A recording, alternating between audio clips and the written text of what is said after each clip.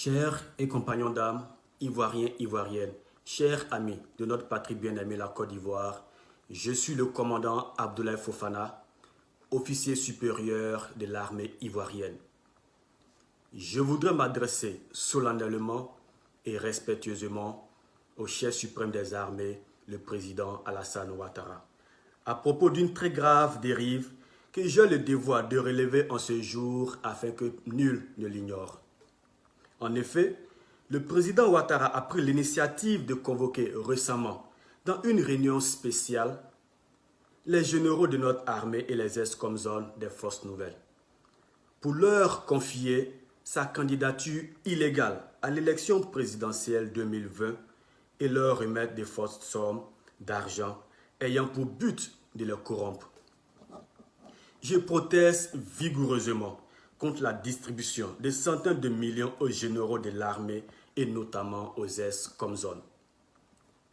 Tous ces individus qui se permettent de rouler sur l'or pendant que la base de notre armée est laissée pour compte font honte à l'éthique républicaine de la nation ivoirienne. Monsieur le Président de la République, chef suprême des armées, je suis un acteur de la crise post-électorale des années 2000 et celle de 2011.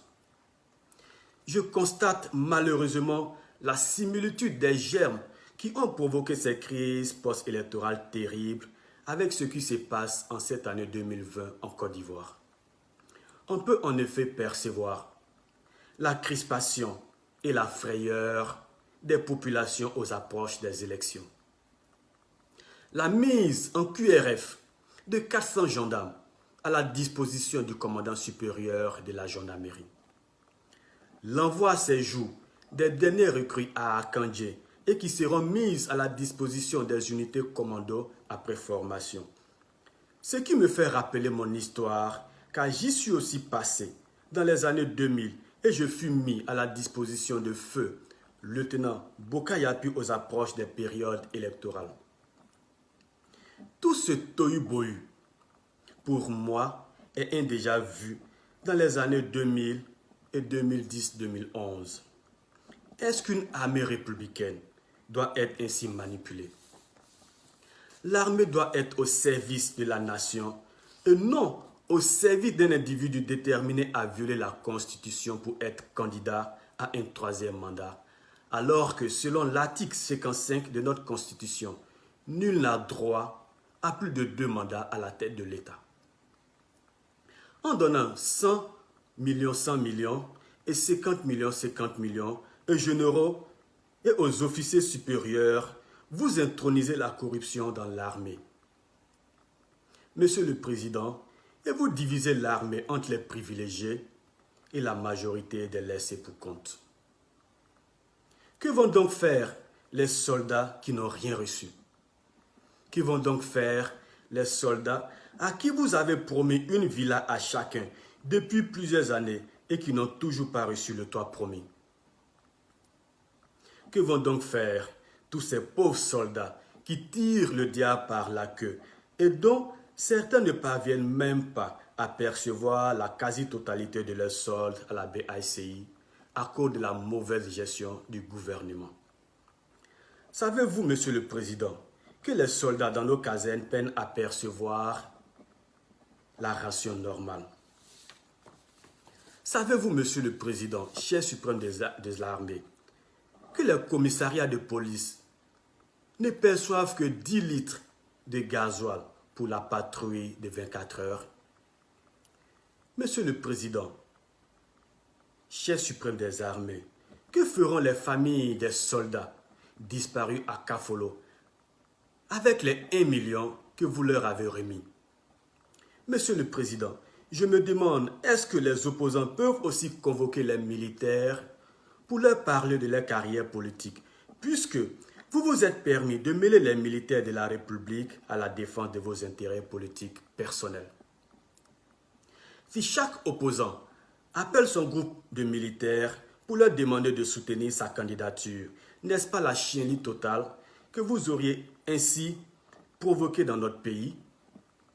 Lorsque vous étiez opposant, avez-vous une seule fois accepté que les chefs d'État au pouvoir utilisent l'armée pour vous empêcher d'être candidat?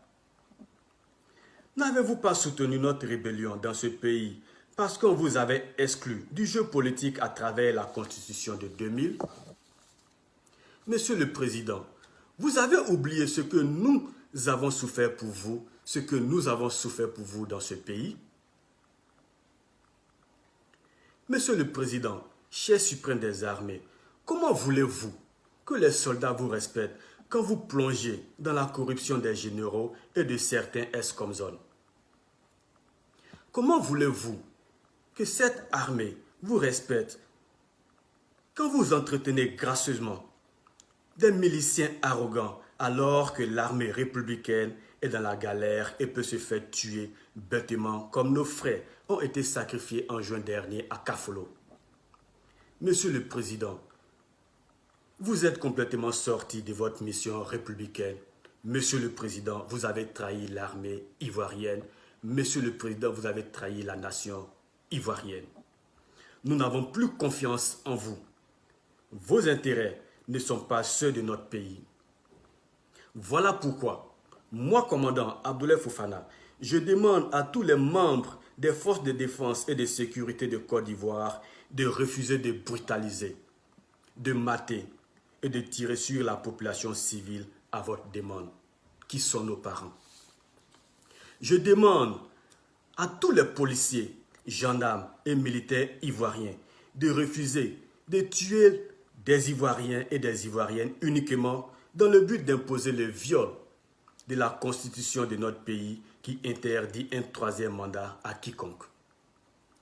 Oui, je demande à nos soldats de s'inspirer de l'exemple des Égyptiens, des Algériens, de toutes les armées habitées par l'honneur et la fidélité au peuple, qui ont refusé de tuer des civils aux mains nues revendiquant la liberté, le droit constitutionnel. L'armée ivoirienne doit protéger le peuple ivoirien. L'armée ivoirienne doit protéger la loi. L'armée ivoirienne doit respecter la loi. L'armée ivoirienne doit refuser de servir la guerre du régime RHDP contre le peuple ivoirien. L'armée ivoirienne doit garantir la paix, la justice, la liberté, la dignité de toutes les personnes vivant sur le sol ivoirien. Soyons dignes, soyons courageux, soyons inébranlables. J'attire l'attention de mes ancêtres, de mes anciens, de mes promotionnaires et de mes subalternes, que notre règlement militaire nous dit ceci, et je cite: « Aucun soldat n'est obligé d'exécuter un ordre donné par son supérieur si cet ordre engage sa responsabilité pénale. » Je répète, aucun soldat n'est obligé d'exécuter un ordre donné par son supérieur si cet ordre engage sa responsabilité pénale. Monsieur le Président de la République, nous les militaires, nous refusons catégoriquement de nous associer à une pratique qui engendre la déstabilisation de notre pays, car l'histoire nous jugera demain. Le rôle de l'armée est de défendre l'intégrité du territoire national face aux agressions extérieures, tout en assurant aussi la paix à l'intérieur des frontières. Par conséquent, aucun militaire ne doit trahir son honneur, serment et sa crédibilité vis-à-vis de sa nation pour qui que ce soit. Car son objectif premier est de servir et protéger son peuple sans distinction de race, région, origine, ethnique et religion. Monsieur le Président de la République, chef suprême des armées, nul ne doit entreprendre une action qui ne répond pas aux intérêts du pays. Le bien-être de notre nation passe avant tout. Monsieur le Président, nous sommes bien sans ignorer que vous avez la possibilité, à partir de votre résidence, de vous rendre au Bima, à Assini et au Ghana, en passant par la Lagune. Nous vous conseillons ardemment de respecter la vie, la paix, la justice, la souveraineté et la dignité du peuple de Côte d'Ivoire. Avant de mettre un thème à mon intervention, comme par rituel, je salue mon père spirituel, je salue le général, mes devoirs, mon général.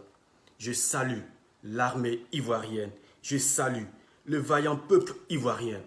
Bonne fête de l'indépendance à la nation ivoirienne. Vive la République, vive la Côte d'Ivoire. Commandant Fofana Abdoulaye. À bientôt.